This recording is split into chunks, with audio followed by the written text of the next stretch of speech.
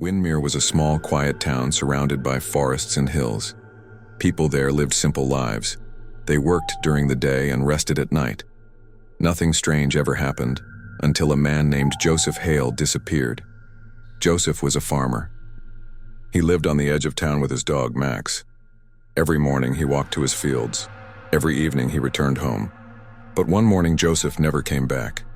His neighbor, Mrs. Langley, noticed that Joseph's lights were still off at night. She knocked on his door. No answer. She called out. Nothing. The only sound she heard was Max barking from inside the house. The police came. They found the door unlocked. Joseph's boots were by the door. His jacket was hanging where he always left it. His dinner was half cooked on the stove. But Joseph was gone. The dog was scared, hiding under the table. He didn't stop shaking. The police searched the area for 2 days. They found no signs of a fight, no blood, no tracks, no clue. Then, 3 days later, it happened again. This time, it was a teenage girl named Lena Myers. She was walking home from school. Her phone showed she sent her last message at 5:41 p.m. Then, nothing. Her backpack was found near a tree at the edge of the forest. Her shoes were beside it, like she took them off and just vanished into the ground. The town got scared. People locked their doors and stayed inside after dark. Whispers started to spread. Some said it was a serial killer. Others said there were wild animals in the forest. But a few older folks remembered something else. Stories from many years ago. Stories about things that live under the earth. One man, Tom Kepler, said he saw something strange behind his house. A crack in the ground. At first it was small, but each day it grew bigger. One night he said he heard someone whisper his name from inside the crack. Tom told the police, but they laughed. They said he was just scared. That night, Tom disappeared too. Now the town knew something was very wrong. The earth was taking people. Quietly, without warning, no one was safe. And deep underground, something was waiting. The town of Windermere was no longer quiet. People were afraid. Children didn't go outside. Shops closed early. Everyone locked their doors. Something was wrong, and the police had no answers. Sheriff Daniels tried to keep everyone calm, but even he was scared. 3 people were gone. Now, Joseph, Lena, and Tom.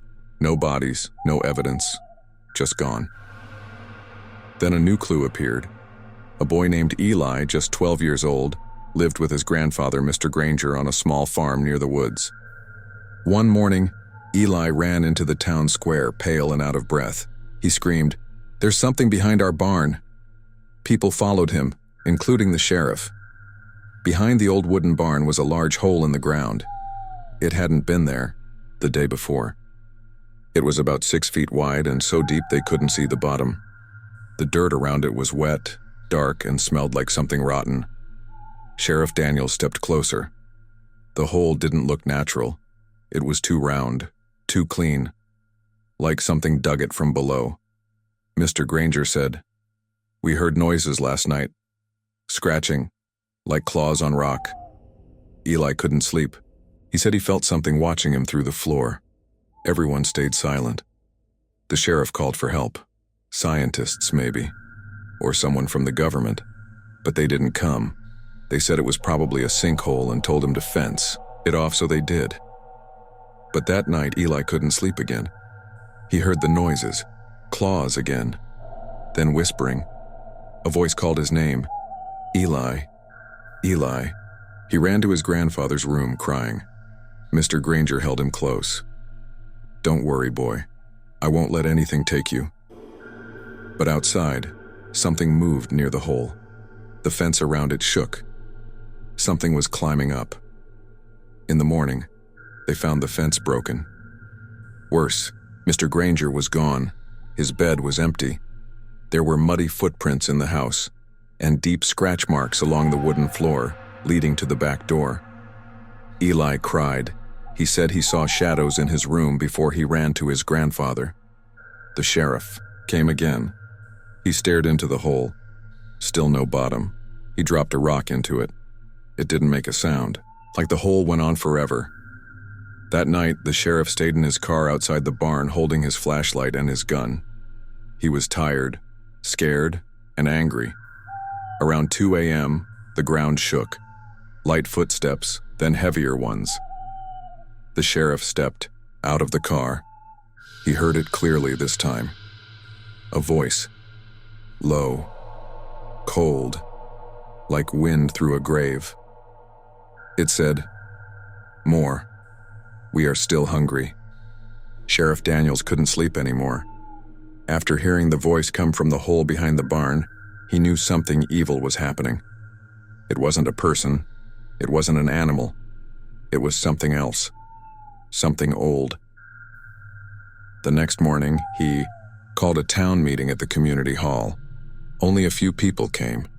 Most were too afraid to leave their homes. "Listen," the sheriff said. "We need to stay calm, but something is down there, and it's taking people." An old woman named Mrs. Alder stood up. "This happened before," she said, her voice shaking. "A long time ago, my grandmother used to tell me stories about people vanishing into the earth and about the Whispering Ground."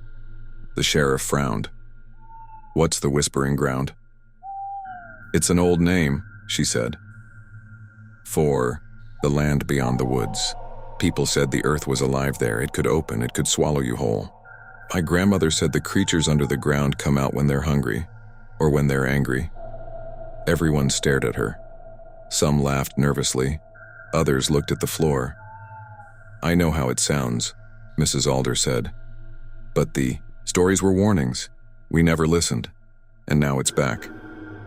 Later that day, Sheriff Daniels and a few others went to the Old Town Records building. They found something strange. A missing persons list from over 60 years ago. In one summer, 11 people had vanished. Most of them lived near the same part of town, close to the woods, near the land that used to be called Whispering Ground. That land was now empty. Trees had grown wild over it. No one lived there anymore, not since the old houses were torn down after a fire. Sheriff Daniels decided to go there. He took a flashlight, a camera, and his notebook. He walked past the barn, past the fields and into the deep woods. After an hour, he found what was left of the old road. Grass and moss covered it. But there were signs of buildings, broken bricks, metal pieces, burned wood. This was it. Whispering Ground. The air felt heavy. Suddenly, the sheriff heard something. A soft sound, almost like wind. But it was coming from the ground. He knelt down. The dirt moved slightly like it was breathing. Then, he heard a voice. "Help me." It was a woman's voice, quiet, sad. It came from beneath him. "Hello? Who's there?" he shouted. "Please. It's dark. I can't move." The sheriff dropped to his knees and started digging with his hands. The dirt was cold and wet. He dug deeper and deeper, but the voice stayed just out of reach. Then the ground cracked. Something grabbed his wrist. It was a hand, pale, thin, cold as ice, but it didn't feel human. The sheriff pulled back, falling on his back. The hand disappeared into the earth. The hole closed up on its own. He ran, back to town, back to people. But he didn't sleep that night. He kept hearing the voice. Soft, right outside his window. "Sheriff, help me. I'm still down here." After the sheriff returned from Whispering Ground, he looked pale and tired. He didn't tell anyone about the hand or the voice that called to him. Not yet. He needed to understand what was happening. Next day, he went to visit Lena Myers's mother. Lena was the teenage girl who had disappeared 2 weeks earlier. Her mother, Carla, was still in shock. "I can't sleep," she told him. "I keep hearing footsteps in the hallway at night. I know it sounds crazy, but I think she's trying to come back." The sheriff hesitated, then asked, "Have you heard whispering?" Carla's face turned pale. "Yes," she said. "Last night I heard her voice outside the window. It said, 'Mom, it's cold here. I'm underground.' I thought I was dreaming." The sheriff now knew it wasn't just him. Something or someone was calling out from below. That evening, he gathered a small group of people he trusted. There was Eli, the boy whose grandfather vanished, Mrs. Alder, the woman who knew the old stories, and Jonah, a local hunter who had lived in Windermere all his life. "I think it's time we go back to Whispering Ground," the sheriff said, "together. And this time we don't leave until we find what's down there." The group packed flashlights, ropes, shovels, and old maps of the town. They waited until morning and headed out at first light. As they walked deeper into the woods, the air grew thick. There were no birds, no wind, just silence. Then they saw something up ahead, a man, standing in the middle of the overgrown path. He was dressed in old clothes, dirty, torn, and wet with mud. His skin was pale like ash. He didn't move. "Sir?" the sheriff called out. The man didn't respond. They got closer. When they saw his face, they all stopped in horror. He had no eyes. Where his eyes should be, there were just dark holes. Empty, deep like tiny pits in the earth. Suddenly, the man spoke in a low, broken voice. "They dig, they feed, they remember." "Who are you?" Mrs. Alder asked, shaking. The man turned his head slowly toward her. "I was the first," he said. "They let me go. To bring you back." He opened his mouth wide, too wide, and screamed. It wasn't a human scream. It was sharp and cracked, like stone breaking. The ground around them shook. Then he collapsed, dead. From his open mouth, dirt began to pour out. Black, wet dirt, and tiny, crawling things. The group backed away in fear. Jonah raised his flashlight and pointed it toward the trees. He saw movement, many small figures crawling fast just out of sight. "They're watching us," Jonah whispered. They ran. Back to town, back to safety. But the sheriff stopped at the edge of the woods and looked back. The body was gone. Only the dirt remained, and in that dirt, someone had scratched a word. Beneath. After the group saw the man with no eyes, they were never the same. Eli stopped talking. He stayed in his room with the curtains closed. His drawings changed. He used only black crayons. All his drawings showed the same thing, holes in the ground and shadows climbing out of them. Mrs. Alder started having dreams. She saw people underground, their faces twisted in fear, their hands reaching up through the dirt. She woke up every night gasping, feeling as if someone was pulling her down into the bed. Jonah, the hunter, said he would never go back to the woods. That man wasn't alive, he told the sheriff. He was something else, something used. Sheriff Daniels, however, couldn't stop thinking about the last word they saw. Beneath. It was scratched into the dirt where the eyeless man fell. But what did it mean? He went to the town's old church library, where they kept records even older than the town hall. Dust covered the books. Many hadn't been touched in decades. There, he found a journal.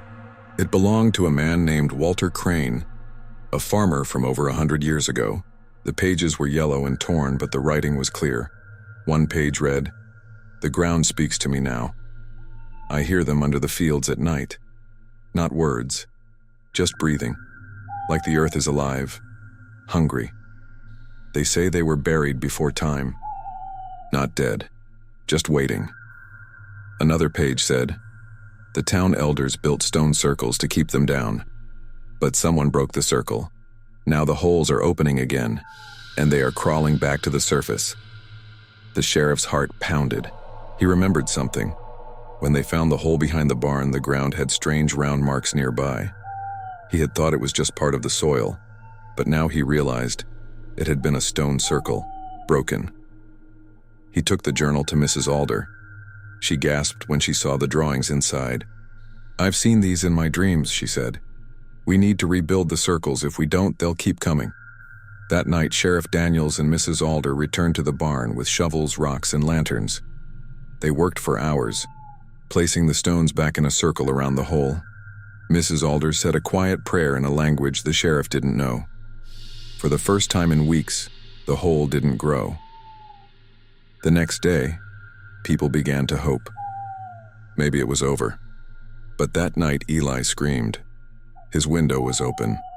Wind howled through the house. When his mother ran into the room, she saw Eli standing on his bed, pointing to the floor. A crack had opened in the wood. From the crack came a voice, a new voice. Not a whisper, not a scream. It was laughter. Eli didn't sleep after the crack appeared in his floor. He sat in the corner of his room, hugging his knees, staring at the crack. His mother tried to comfort him, but he didn't speak. Not until morning. When the sheriff came to check on him, Eli whispered, "It laughed at me. It said it was coming soon." The sheriff bent down and looked at the floor. The crack was narrow but deep. He could feel cold air coming from it. The wood around it was darker than the rest, damp like it had been touched by something wet and dirty. He tried to shine his flashlight into it, but the light didn't reach the bottom. That same day, strange things began happening all over town, and the bakery, the ground under the oven collapsed, swallowing a whole shelf of bread and pans. In the town square, a statue cracked in half and fell. And near the school, children said they saw hands moving under the dirt on the playground. Whispers spread fast. People packed their bags. Some tried to leave town, but the only road out was blocked. A giant tree had fallen across the road. During the night, its roots ripped from the ground, but it didn't fall from wind. There was no wind that night. The sheriff gathered his group again, Mrs. Alder, Jonah, and now Eli's mother, Carla. They sat in the sheriff's office trying to understand what to do next. "I think the stone circles worked," Mrs. Alder said. "But not everywhere. There must be more holes, more places where they're getting through." "How do we find them?" Carla asked. Sheriff Daniels opened Walter Crane's journal again. He flipped to the last page. It showed a rough map of the town, with strange marks around the edges. "These symbols," he said, pointing. "They might be the old circle locations. If we find them, we can rebuild the protections. But what if it's too late?" Jonah asked. "What if they're already here?" That night, they split up into teams to check the old sites. Sheriff Daniels and Jonah went to the North Fields. Mrs. Alder and Carla went to the cemetery on the hill. Eli stayed behind at the sheriff's house, safe, or so they thought. In the cemetery, Mrs. Alder walked between the gravestones. She held a small bag of salt, herbs, and stones, old protection tools from her grandmother. Suddenly, they heard a voice. It was coming from under a grave. It said, "Please, help me. I can't breathe." Carla stepped forward, tears in her eyes. "That's Lena's voice." "No," Mrs. Alder warned. "That's not her. It's wearing her voice." The dirt began to move. Something was trying to dig up from below. Carla dropped her bag in fear. From the hole, a head appeared. But it was not Lena. It had Lena's face, but it was stretched wrong. The eyes were too wide, the mouth too long, and its skin was the color of dead leaves. It smiled and laughed. That same laugh Eli heard in his room.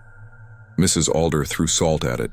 The creature hissed and disappeared into the dirt, dragging itself back into the earth. The hole closed, as if it had never been there. But they now knew. The creatures could take the voices and faces of the missing. They could fool people, lure them, trap them. They were not just digging anymore, they were hunting. The town of Windmere was falling apart. More holes had appeared. One behind the church, another in the schoolyard. One even opened in the mayor's garden. No one dared to go near them anymore. People stayed inside. Curtains closed, lights off, but the voices still came. Every night the voices called from the ground. Sometimes it was Joseph's voice, sometimes Lena's, sometimes even Mr. Granger's. They cried for help, begged to be rescued, but now everyone knew the truth. It wasn't really them. The earth had stolen their voices.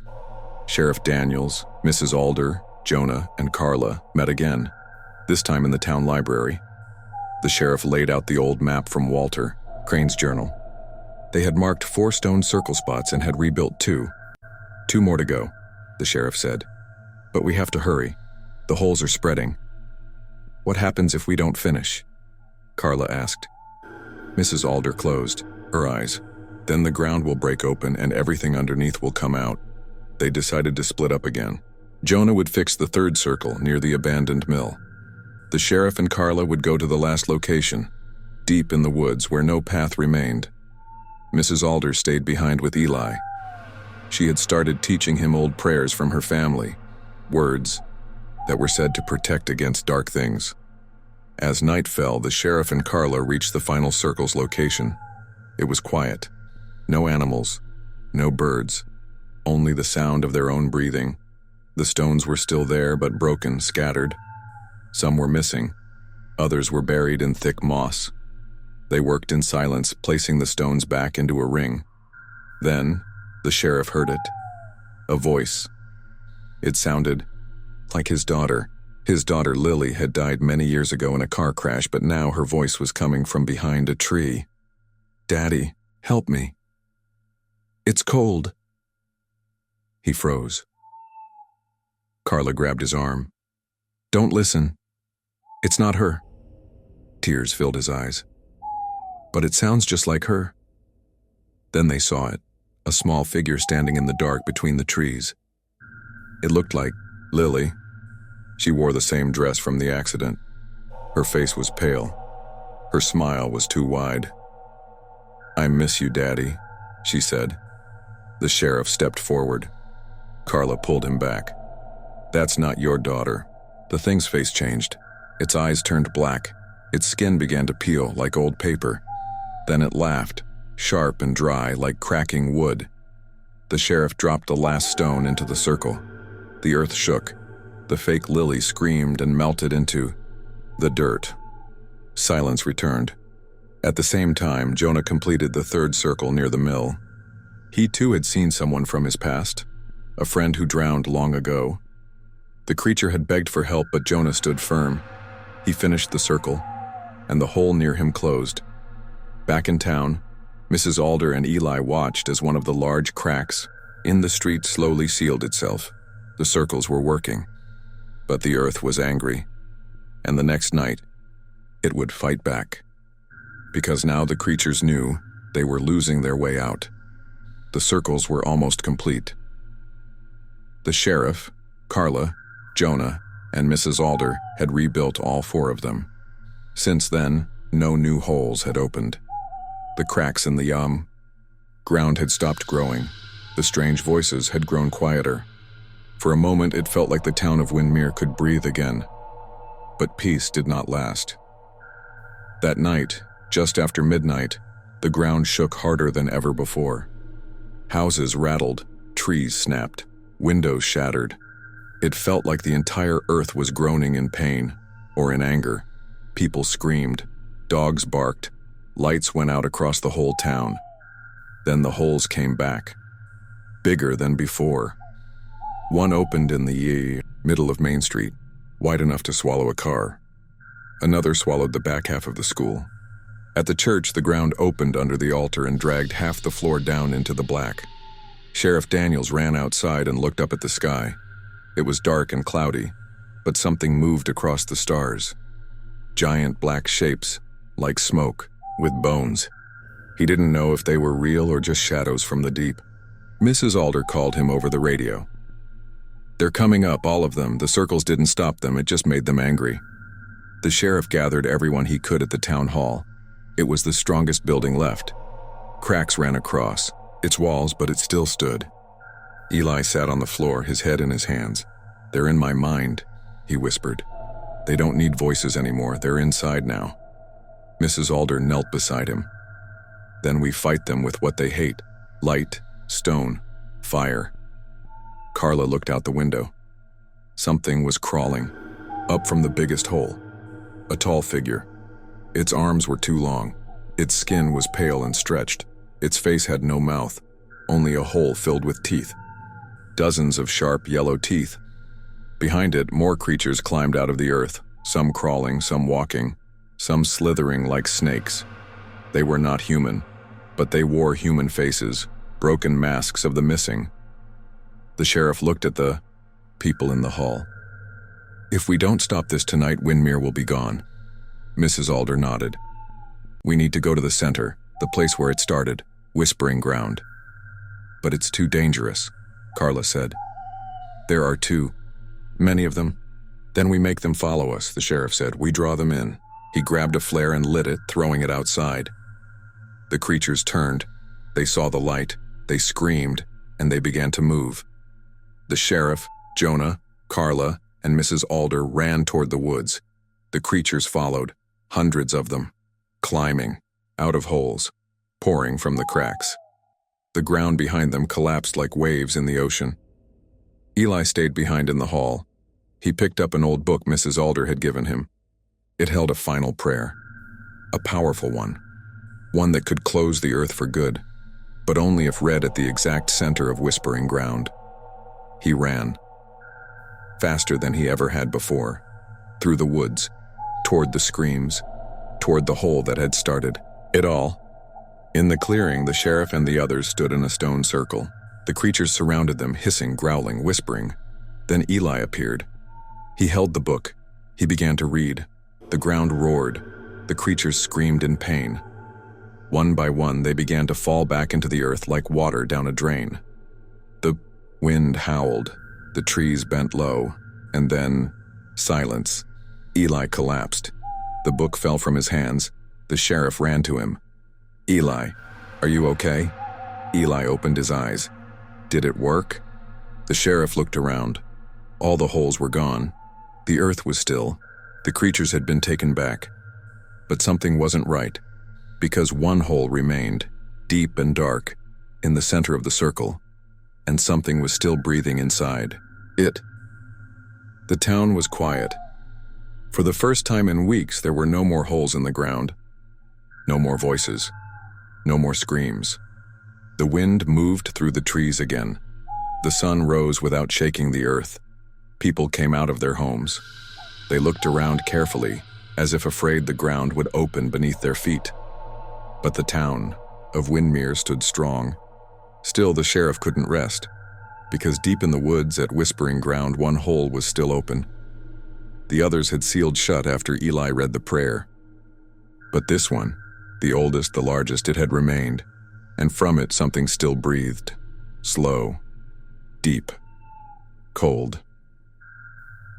The sheriff, Eli, Mrs. Alder, Jonah, and Carla returned to the woods one last time. The sun was setting. Shadows stretched long across the ground.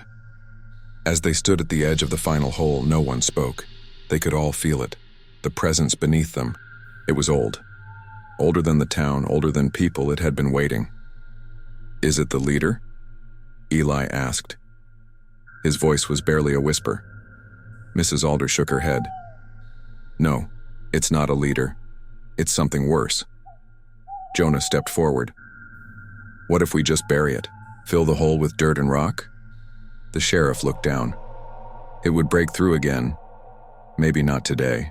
Maybe not for 100 years. But it would rise. Carla spoke softly. Then someone has to go down. Everyone turned to her. What do you mean? The sheriff asked. I mean, this thing wants something, Carla said. It wants to be seen, to be heard. Maybe it needs someone to speak to it, to tell it to stay asleep. That's crazy, Jonah said.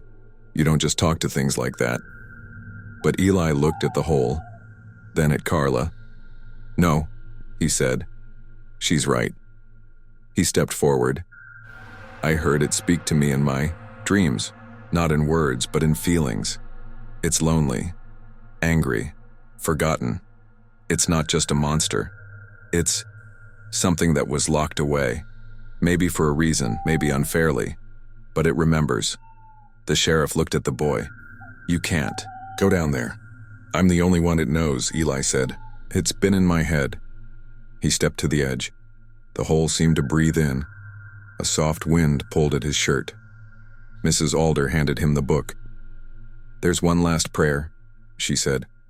Not to destroy, but to seal. You say this, and the ground will close. Will it ever open again? Eli asked. Mrs. Alder looked away. Not in your lifetime. Not if it chooses to sleep. Eli nodded, and then without fear he climbed down. The hole swallowed him in shadow. The others waited. Minutes passed. The wind stopped. Then a deep sound filled the woods. Not a scream, not a growl, a sigh. And slowly, the hole began to close. The earth pulled together. Rocks fell into place. Dirt sealed tight. Silence. Eli was gone. The sheriff dropped to his knees, tears in his eyes. He was just a kid. But Mrs. Alder placed a hand on his shoulder. He gave us peace. And the town of Windermere was quiet again. In the years that followed, people rebuilt. Grass grew over the holes. The bakery reopened. The children played again. But no one forgot. They told the story of the boy who spoke to the earth. And every year, on the night the hole closed, they lit a candle at the edge of the forest. To remember Eli, to thank him, and to warn the earth we remember too.